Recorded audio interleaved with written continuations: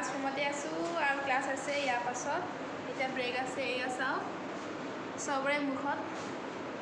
ভাগৰুৱা নে টেনশ্যনে কি নাজানো আৰু দেই গাইজ এই পঢ়ি আছে মোবাইল চাই আছে মোবাইল চাই আছে আৰু মই ভিডিঅ' বনাব লাগিছোঁ দেই গাইজ তাকে হাই কৈ দে আকৌ কৃষ্ণা অনিশা হাই ক হেল্ল' সপনা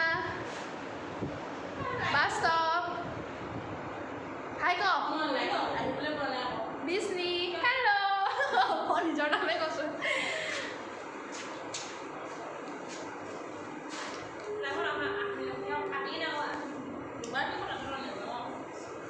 ইয়াৰ পাছত আকৌ আমাৰ মেজৰ আছে আকৌ মেজৰ ক্লাছ কৰিব লাগিব